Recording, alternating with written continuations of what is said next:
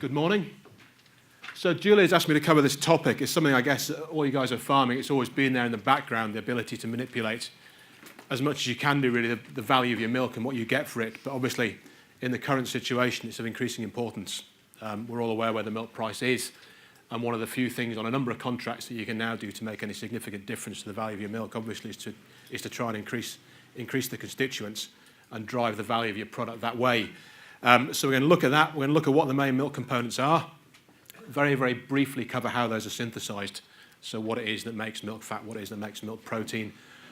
Talk a little bit about what the opportunities are to alter those. So how the cow decides really what she's going to produce in the milk, what the signalling pathways are, and what we as nutritionists, you guys as farmers can do to try and achieve your targets for your milk quality.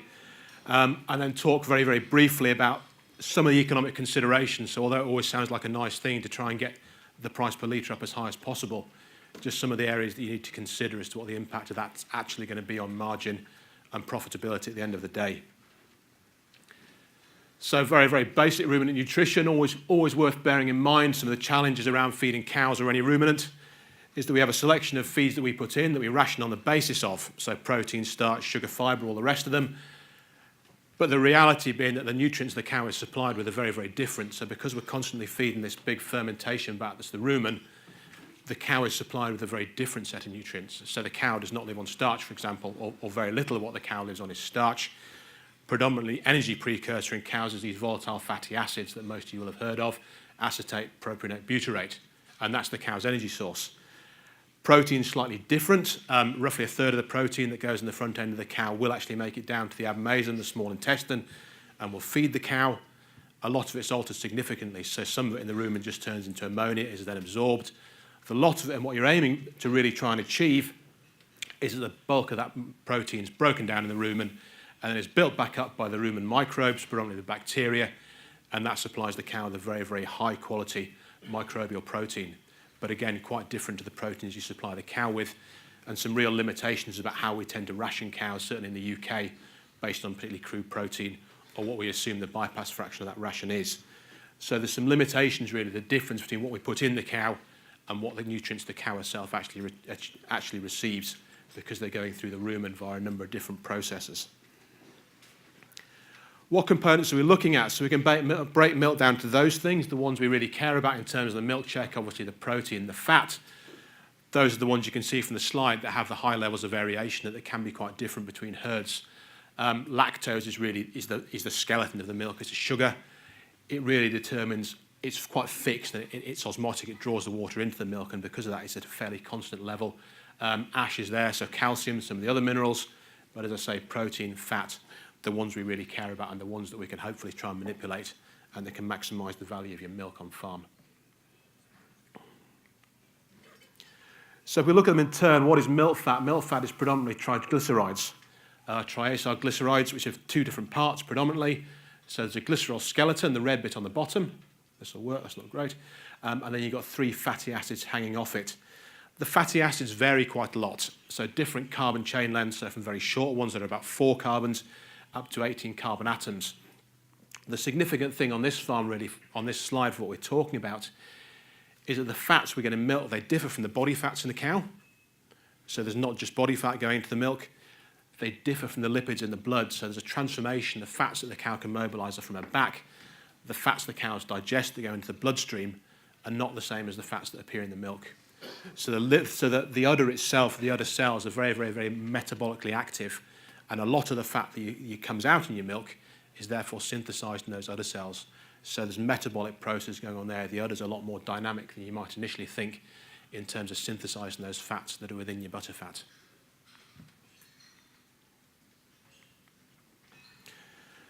Where do they come from? Again, there's a split. So some of the fats in milk fat are just directly taken up from the circulating fatty acids in the blood. That's about half of them. And that does give us, as we'll come to later, one of the opportunities there is in terms of manipulating those milk fats and raising milk fat and achieving what you want to do. But around 50% of the fat in milk is synthesized directly in the udder. And we're going to go on, we'll talk about really some of the things that control that and what you can do to try and alter the way those fats are synthesized or to maximize the synthesis of those fats that the cow is making herself within her udder.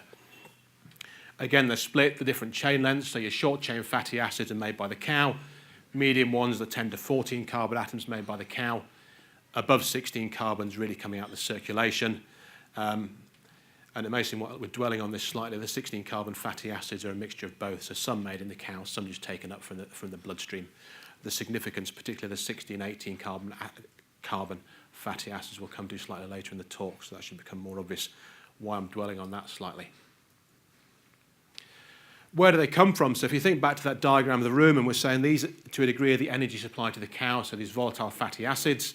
Acetate, propionate, butyrate are the main ones.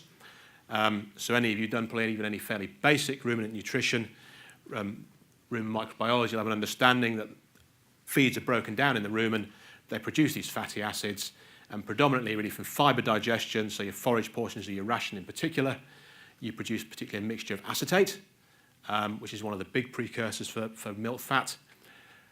Butyrate's produced in the rumen, and a lot of that's actually transformed by the rumen wall into beta-hydroxybutyrate. So a lot of you guys, obviously the vets, the farmers will be used to talking about beta-hydroxybutyrate as being a negative indicator in terms of cows mobilising body fat. It's also one of the predominant volatile fatty acids that circulate in the cow as a result of rumen production of butyrate, transformed by the rumen wall and producing beta-hydroxybutyrate. If you had a cow that was fed fibre, so a fairly traditional dairy cow, beef cow, they produce them roughly in this ratio. About 70% of the fatty acids produced are acetate, 20% propionate, and 10% butyrate, and that's where you get from fibre digestion. Longer chain fatty acids, as we said, predominantly coming straight out of the intestine, they're absorbed. Some of those are in the diet. Now, again, as we said, there's always the challenge that what you put in the front end of the cow is not really what makes it into the intestine quite often. So to get some benefit from that, very often you have to get fats to bypass the rumen, which is a challenge. The rumen bugs themselves contain a reasonable amount of fat, so a lot of the fat that the cow is actually able to access and to use comes from those rumen microbes themselves. And then there's a little bit, if the animal is breaking down body fat herself, there is some fat available from that. So again, one of the markers you might have seen used to try and identify cows that are mobilising too much body fat in early lactation is those individuals will typically have very, very high butterfats compared to the rest of your herd. And the reason for that is because some of the fats that come off, broken down to these non-esterified fatty acids, a few lipoproteins from fat and protein breakdown, some of those will just drop out in the udder and give you high butterfats, but obviously that's not a particularly positive thing because it can indicate those cows are losing too much body fat and mobilising too much weight in that early stage of lactation.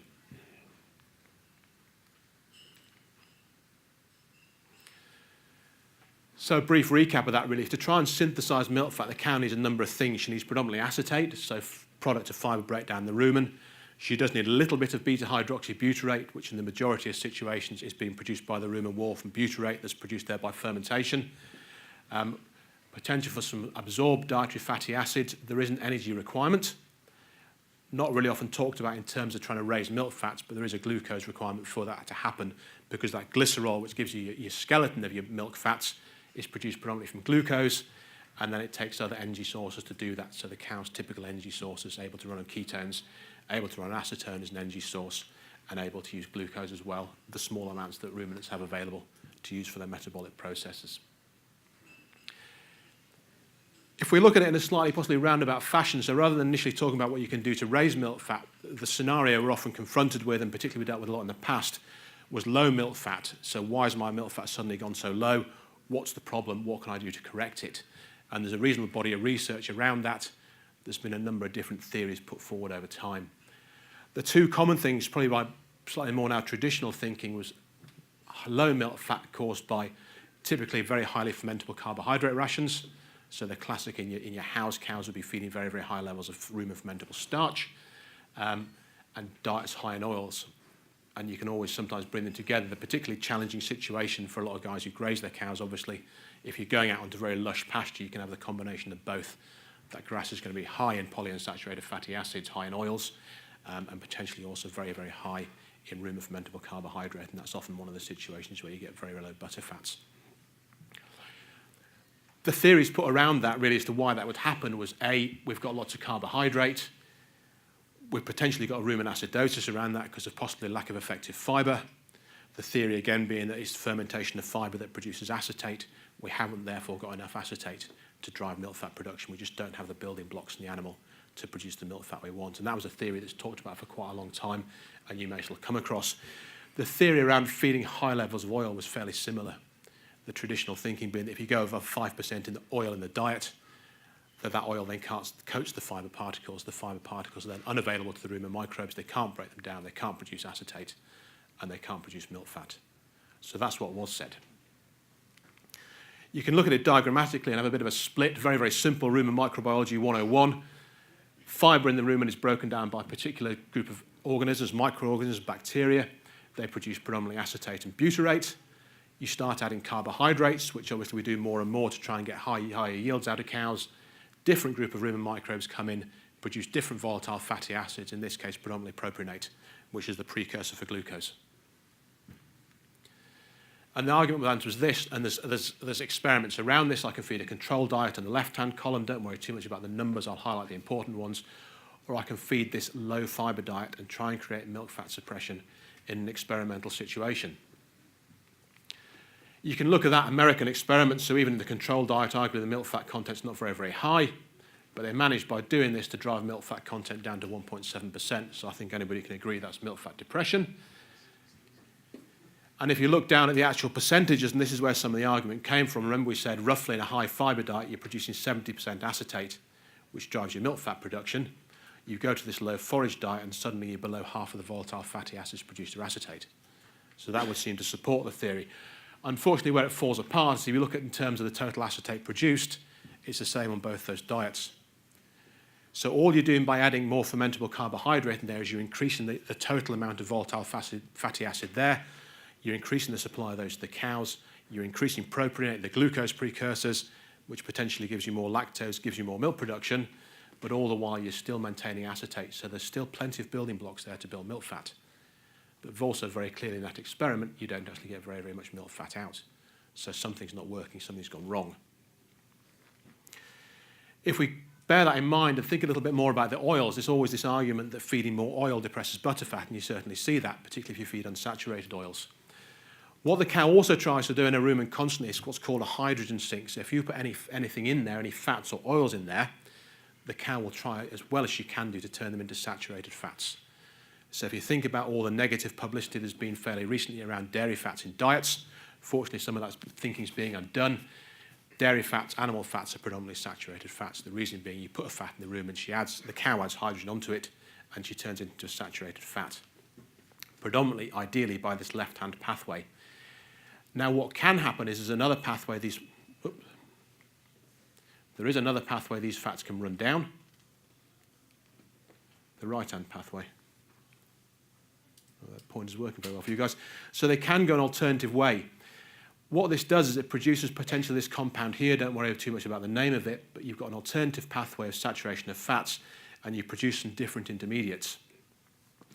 What happens as you lower rumen pH, so what would happen with that low fibre diet in the previous example, what happens if you feed increasing amounts of unsaturated fatty acids is you push the rumen metabolism down that right-hand pathway. And potentially, you get a lot of this, well, trans-10 cis-12 CLA, this product here in particular. What happens with that, again, I'll read it on the right in a second, and on the right-hand side in a second, is that is very, very directly correlated with the level of milk fat. So if you feed a high carbohydrate diet, you feed potentially a low effective fibre diet, although we'll touch on that in a second, you feed a diet high in oils, you produce a lot of this compound, and milk fat just very, very directly drops. Slightly curvilinear response, but typically you get, in that part of the graph, until you get very high levels, you get a very direct relationship between milk fat and the production, or particularly the absorption, of this compound from the rumen. How does it work? It inhibits the proteolytic activation of steroid-responsive element-binding protein and subsequent reduction in transcriptional activation of lipogenic genes, just like that. It alters gene expression in the udder, essentially. So by producing this compound, absorbing it from the rumen or from further down the digestive tract, it actually alters those processes within the udder that we touched upon. So it switches off or switches on genes within the udder and directly affects the production of milk fat in the udder. So multiple steps. What we feed the cow is affected by the rumen environment. What goes on in the rumen produces a number of different compounds. Some of those compounds have a very direct and profound effect on butterfat synthesis within the udder itself. which, if you remember back from a few slides ago, is where half of your butterfat comes from. So if we want to maintain butterfat, or if we want to drive butterfat, we're trying to avoid this process, and this is the predominant process that's particularly going to push butterfat down or stop you achieving the targets that you want. So much more practically, perhaps, what can you do about it? The big thing is to remove unsaturated fats. So the thing that drives that pathway, that right-hand side pathway that we don't want, is the level of unsaturated fats in the diet. And again, we'll come on in a couple of slides to talk about the kind of feeds that they're probably particularly prevalent in. You can preserve a normal rumen environment, so there probably is a role of rumen pH, there probably is a role of fibre, not so much as we said in producing acetate, but we do know that low rumen pH again tends to push the rumen pathways down that right-hand pathway, the one we don't want. So if we can maintain a healthy rumen environment, we can try and keep things going down the left-hand pathway, avoid the chemicals we don't want being produced. We can slow rumen passage. So those pathways I showed you in the rumen again, if they get right to the end, they produce the same end product. They just produce saturated fats, which are not an issue. When we've got feed going through the rumen very fast, what happens is we get those intermediates flowing out, and that's when the cow absorbs them. That's when they can get to the udder, and that's when they can cause negative effects. Now, the obvious problem with that is by slowing rumen passage, you're slowing dry matter intake, and ultimately you're reducing milk production. So we'll talk about why that's something to consider in a second, but probably for most people that's not really a practical solution. Sounds fancy, that one. Basically, there are some products, fish oil in particular, will have an effect on that pathway, will allow the build-up of intermediates, and will depress butterfat. So things like fish oil can be very, very negative, and that's probably the main one you might come across in terms of dampening butterfat. Or obviously, fifth and last, you can just cheat. Where do unsaturated oils and diets come from? There are a number of different feeds that do contain high levels of unsaturated fats. Now, the challenge with those in the current environment particularly is they're often some of the things that seem like they're good value on the face of it. So things like confectionery meal in the middle under the red arrow, quite cheap compared to other starch sources. Danger of disturbing rumen environment, reasonable level of unsaturated fats. On the right-hand side, maize distillers has been available, has been quite sharply priced compared to a lot of other milk protein, mid-protein, but again, can have quite a profound effect on depressing milk fat. So it's being aware when you're being offered these feeds that seem potentially cheap and seem to stack up quite well on the face of it, is having some consideration of what that's actually going to do to your milk constituents. And although it may seem like a cheap feed on the face of it, there is potential it's going to lower your milk constituents and obviously negatively affect your milk price by doing that. Maintain a healthy rumen. We'll talk about fibre a little more in a second. So again, physically effective NDF, we'll touch on that in a second again. If you can maintain a certain level of fibre or scratch factor in the diet, that does seem to be quite well correlated with milk butterfat percentage. So it's some of those things we talked about in terms of maintaining rumen pH where we want it, maintaining a healthy rumen environment, driving down the correct pathway in terms of saturation of fatty acids, so we're getting the outputs that we want. Fibre is probably one of those things that we as nutritionists and you guys as farmers might have thought we had fairly well nailed. It's changed a bit over time. In terms of fibre analysis, you may well still come across crude fibre on bag labels, bags of compounds, or some other products.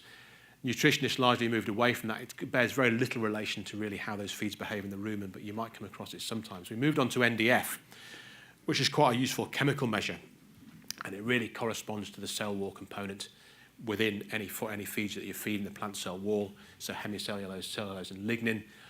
Correlates reasonably well, we thought, with how those feeds behave in the rumen, and because of that was quite nutritionally useful.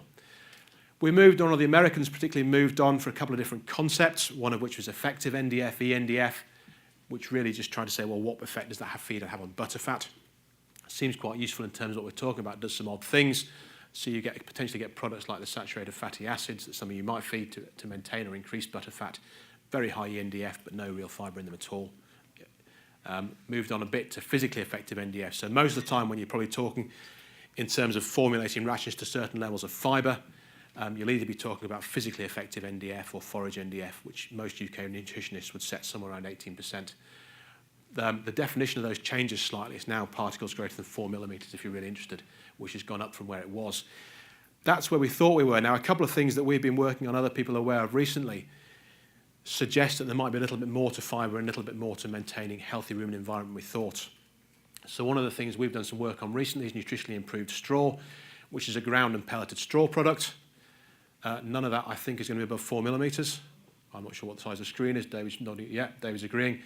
So you get a product that's straw, you grind it, you've got nothing that might be considered physically effective NDF in there by that definition, which is the current one coming out of the States, and yet it works very, very well in terms of maintaining rumen environment, giving you consistency of diet, and in some situations promoting butterfat.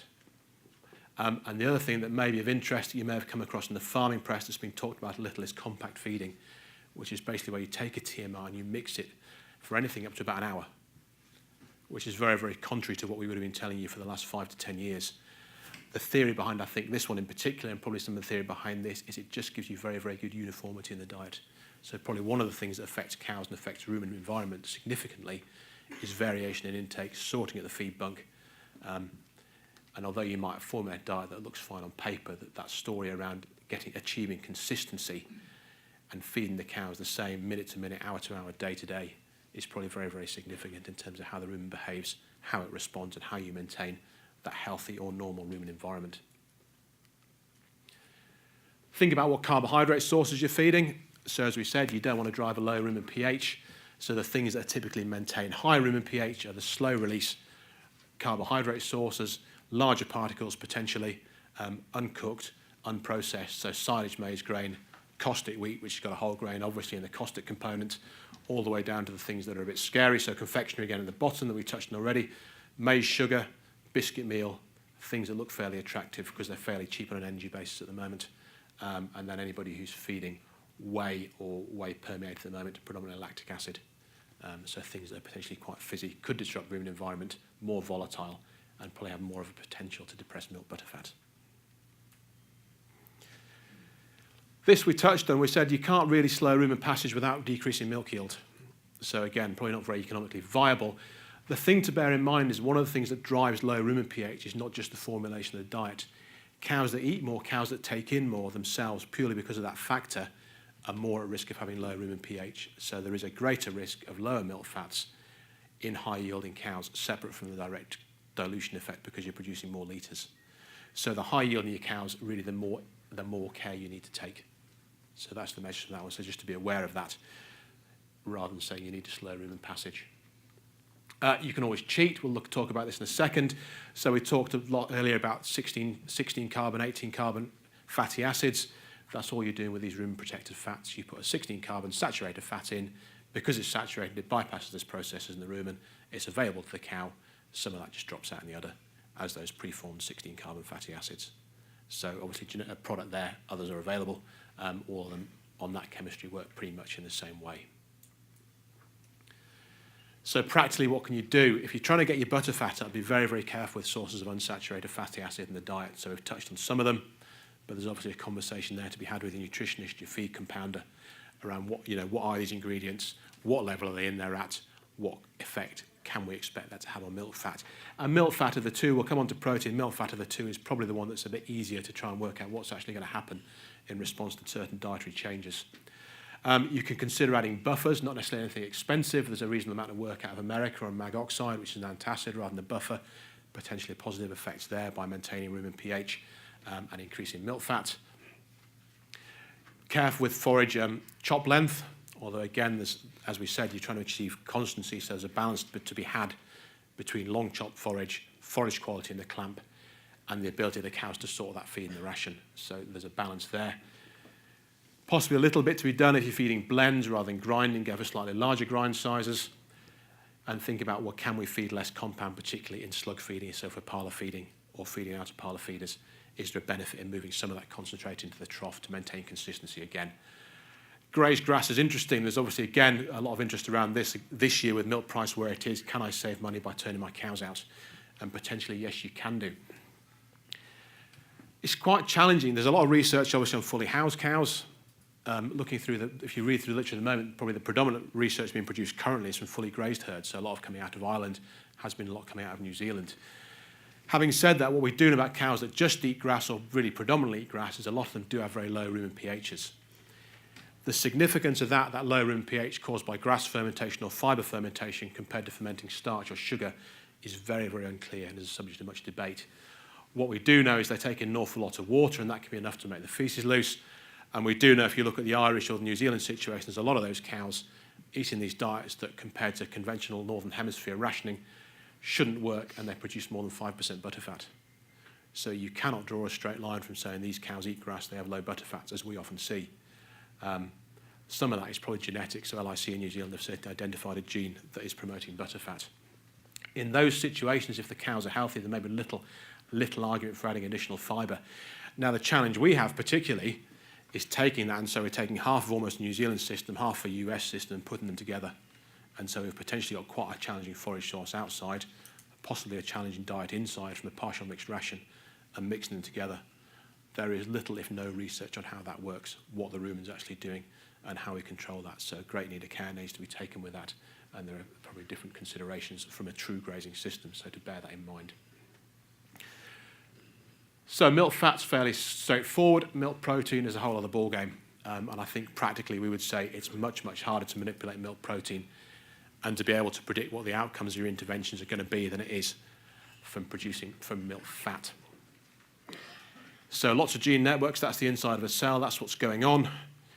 If you want to keep it simple, if I can get the pointer to work, that little bit there is the important bit that we'll come on to.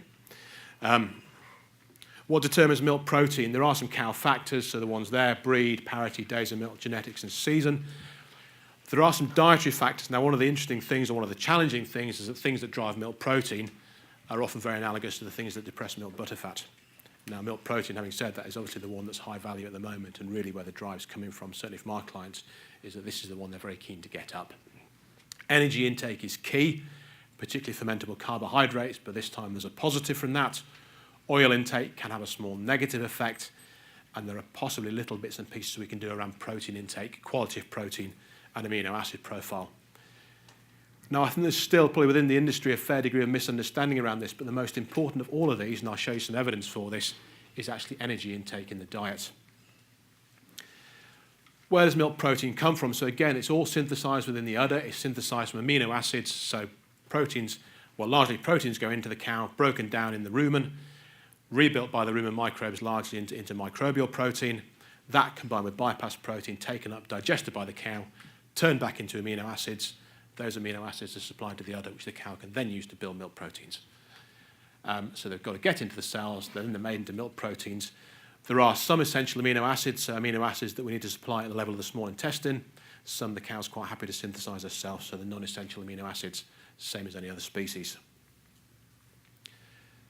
This really sums up where the evidence is. So I think there's sometimes an expectation that you can feed more protein to get milk. So feed more dietary protein, that's going to give you milk protein. And an experiment, you can infuse either starch or casein. So casein is obviously the main milk protein. So in terms of providing building blocks or substrate, this is going to be the perfect protein source to produce milk protein, because it is milk protein. You avoid the rumen, which makes it a lot more simple. So you put it straight into the abomasum, and you measure what happens. Of the two, you feed perfect protein. Not surprisingly, it puts more amino acids into the blood, but it doesn't alone have a very significant, if any, effect on milk protein levels. So dietary protein, even protein supply at the level of the abomasum and the small intestine, is not what drives milk protein production. You put starch in, you get more milk, you get more milk protein, and again, slightly analogous to the butterfat story, you get more intracellular signaling, so you get more metabolic activity driven by that. You combine the two of them, so there is a little role here, but you combine the two of them, and you get upregulation of this particular enzyme, mammalian target of rapamycin, and that's the one that really switches on milk protein synthesis. So what does the energy do? You put the starch in the abomasum, it increases insulin. So insulin it's interesting. It was not talked about for a while. I think with more and more the research is coming back to just how crucial insulin is to the whole metabolic story in the cow, and how insulin itself drives a lot of the metabolic processes that we want. More insulin increases the enzyme, gives you more activity of the genes, and increases milk protein synthesis. Or diagrammatically like that, you feed the cow, you do get some more amino acids, you get an insulin response that goes up in response, particularly to those fermentable carbohydrates. This enzyme goes up. This basically tells you you're switching some genes on at the level of the udder, and you get milk protein synthesis out the bottom. So perhaps contrary to what some of the thoughts might be, it's really that energy supply, that carbohydrate supply, that drives milk protein. So again, we've got the two slightly competing stories, remember. So we ferment fibre, we get a certain number of bacteria they produce acetate and butyrate. We start adding fermentable carbohydrates, so cereal sources, sugar sources into the rumen. Different bacteria come in, they produce propionate. That propionate is a predominant glucose precursor for the cow, and that glucose rise is then going to go on and give you that insulin signaling, and the insulin signaling is going to be the predominant thing that gives you milk protein synthesis. Practically, what can we do about it? So as we said, propionate production for carbohydrate fermentation is key. It's used to produce glucose, it increases glucose, lowers circulating fats, raises insulin, and signals for more milk protein. Other bits and pieces can do that, so lactate can do that, glycerol can do that. Amino acids can do that, and amino acids can be burnt by the cow as an energy source, but it's not a very cost-effective way to do it. As you know yourselves, protein is expensive. In the current environment, particularly, starches are very, very cheap. Burning protein as an energy source, while it's metabolically achievable, is a very, very expensive way to do that, so that wants to be avoided as much as possible. If your milk proteins are low, a lot of it really comes back down to just good basic nutritional management. So you're trying to get, as we said, energy supply is key. Energy supply in a dairy cow is predominantly linked to dry matter intake because there are limits as to how high we can go with them, with energy densities. So just getting cows to eat more. Easy to say just, isn't it? But exemplary bunk management, managing the feed of those cows very, very well. And that's going to give you, because you get more feed in the cow, you're going to get more metabolizable protein yield from that energy supply and that protein yield, and that's going to drive milk protein. Some similarities, you want good rumen stability, so really that just fits with good dietary management, good intakes, good consistent diet preparation. More specific manipulations. So now to do this, we're going to need to try and increase the fermentable carbohydrate in our ration. So as we said, back to the stuff on the butterfat, the danger there is of disrupting rumen function, possibly pushing butterfats in the wrong direction. So we need to use starch sources, higher starch levels overall, but starch sources that are safe, if you like, that ferment slowly. So back to your caustic wheat, your ground maize potentially, things like crimped wheat, crimped barley, big grains, not much processing, certainly nothing that's been cooked, and not your fizzy starch sources, so not things like your biscuit meal or some of these other co-products and byproducts that, again, as I said, seem cheap but could have negative effects. You can also, to try and achieve the same thing, just increase your concentrate forage ratio, although obviously, again, very, very careful with the costings around that, because obviously that's going to increase diet costs to do that. The other thing that's really key for both of these, and I think, in the current environment, we're looking to cut back as much as possible. Forage quality is absolutely critical in terms of driving dry matter intakes, in terms of driving milk yield, in terms of driving probably particularly milk protein yield. You've got to have good quality forages, so well made, in the clamp at the right stage, wilted appropriately, well managed at feed out, well managed in the trough. So you just get your cows to eat more, you get the energy balance up, you get the right signals going in the cow, and you get more milk protein. And alongside that forage palatability, which is driven by all those other processes, just simply trying to get good forages those cows will eat. You do want protein quality in there, so it's not just all about crude protein, as we said. You can have some very, very poor quality nitrogen breakdown products in there that will depress intakes, as well as doing very, very little nutritionally in terms of what that cow needs. And if you've done all that, and there may be interest around this, is you can use supplemental amino acid sources. Particularly, there is rumen protected methionine available in this country, or you can try feeding things like soya. The ones that we think are particularly limiting, or that research predominantly tells us are limiting, that you'll have come across are methionine and lysine. Slightly different rationing system, but you want to end up in this kind of dark green block up here where you've got 3 times as much lysine as methionine. And you can see really where the predominant number of ingredients would sit in terms of that. Most UK diets and your Northern American diets are the same, are probably methionine deficient. And so you can buy a bag, you can put a bag in the mixer wagon that contains methionine, and you can correct that, and you'll probably get a reasonably consistent result doing that. The challenge, again, with many of those things is just being very, very careful in terms of what that's going to cost you to achieve and whether that's financially worthwhile for you. But there is a story around that that's probably valid. There may be some benefits in transition cows of methionine, but it's by no means a cheap product. What else happens? So these are some of the challenges. So we've already said milk protein, you need to be fermentable carbohydrates, so there's a potential detriment on milk fat. Feeding supplemental fat has a very, very small but negative effect on milk protein. So if you go down the route of saying, right, I'm going to feed a C16 product, yes, I almost certainly am going to get a milk fat response from that, but it may have a small negative effect on milk protein. you can get a very, very small milk protein response by feeding more protein. But if you went from an 18 to 19% crude protein diet, you're going to increase your milk protein by about 0.02%. It's a very expensive way to do it. That's the science, some very, very rough economics. I mean, it's the temptation at the moment, I think, very much. So how can I get the biggest possible milk check? But being very aware that may be achievable, but obviously the margin, the money left in there after you've fed your cows is the most important thing. Number one, have a realistic expectation of what is possible at your milk yield. So these are our own data from our own consultancy clients. You've got protein down the bottom, milk fat up the top. Within our consultancy base, 60% of the difference in milk protein between herds is purely due to milk yield. So very, very strong linear response. Milk fat is about 40% of the difference, so there are more bumps and ups and downs, but still very, very strongly correlated to milk yield. Before making any changes, make sure you have a very good understanding of how your pricing structure works. Even with most of what appear to be solids contracts, you are still better off with the extra litres. So you may not be getting the most per litre, you are probably still better off by having more litres rather than more constituents. Now, it becomes very difficult once you get into A and B litres, as many people will be. It really does complicate the maths and trying to work out exactly what's the best way to go. But just to be aware that the highest price per litre is not necessarily the best financial return. You can price it out. I've done it for fat because I said fat's easy. You can kind of predict it. If you altered probably forage concentrate ratio on your ration and said, right, we're going to drop a litre, from that we can expect to get 0.2% more butter fat. But again, you've obviously got to cost that through. So if you look at this, I dropped this before preparing this talk, even this might now look slightly optimistic, 22 pence a litre and a butter fat payment. If that's 2.5p per percentage, you lose a litre, you obviously lose 22 pence.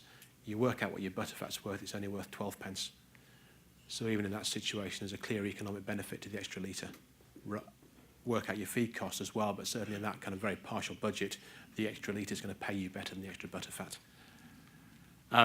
You can obviously cheat, as we said. You can feed them a C16. So we would roughly see, fairly typically, you feed 250 grams of a C16 product. It's going to give you about 0.2% butter fat fairly consistently. It doesn't always work, but it's one of the more reliable feed additives. Costs you about 20p. Again, you work on that same example as on the last slide. Your net benefit from that's 12.5 pence. So again, although your milk price is obviously higher from doing that, you're still worse off at the end of the day. But again, you've got to cost that through for your own contract. There's so much variation. There's tipping points within the contract. There's A and B litres.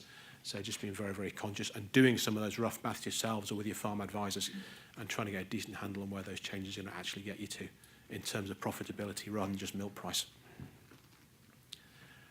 We've covered those different things. So we've talked about different milk components. We've talked about how they're synthesised, where they come from, what you can do to alter it.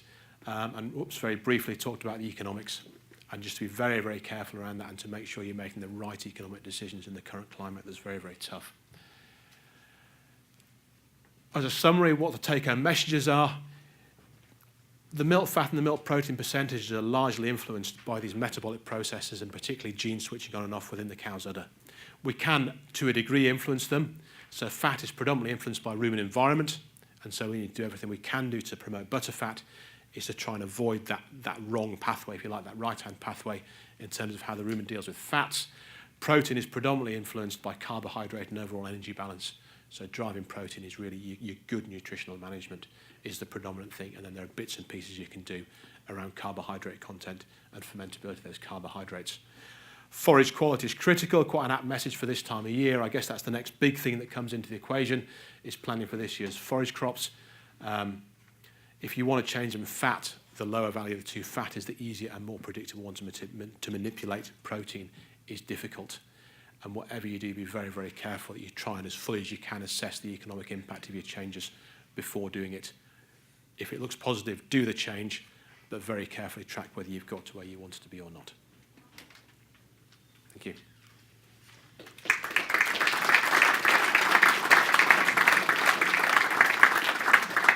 Thanks very much, Will. Right, we've got a few minutes for some questions. If I can just ask if there are any questions, say your name and say where you're from before you ask the question. We've got a couple of mics.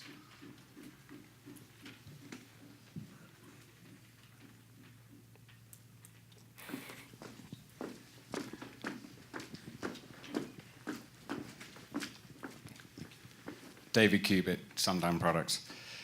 Will, I was wondering, there's a lot of talk about scratch factor being going on for quite a long time, and I'm not quite sure whether that's still holding as much relevance today as it did before. I understand also that on PE NDF, where effectively over 4 millimetres is deemed to be effective fibre, I think that's on wet rations. So if you dry the rations, I think it's much shorter. So it's somewhere around 1 and 1.2 millimetres, however they make that figure. And so therefore, in a pellet, with dry products, the physically effective fibre length might be much lower. I don't know how you can relate that to what we all think scratch factor is. Yeah, I think so. They've certainly the guys from, I can remember it's Penn State or Pennsylvania have certainly moved the goalposts slightly. So you'll see the design of the Penn State sieve has changed. That they used to have this. I mean, it's 1.18 millimetre, I think, sieve in the bottom, and now the smaller one is 4 millimetres. But as you say, that's for assessing TMR on farm, and so they've certainly those rations increased what they determine is physically effective. So that's one thing.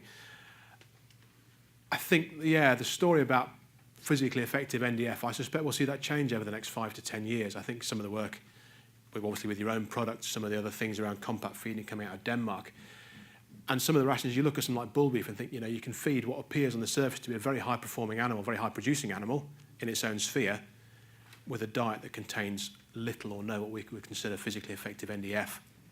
That's one side of it. I think a lot of the things that we thought we knew about how the rumen works are probably not true. So a lot of the things we thought about rumen bacteria come from studies that are about probably 50 to 60 years old. And we've discovered that actually we know about the bugs that we can grow fairly easily in the lab. We've probably got a very poor understanding of what actually happens in the rumen.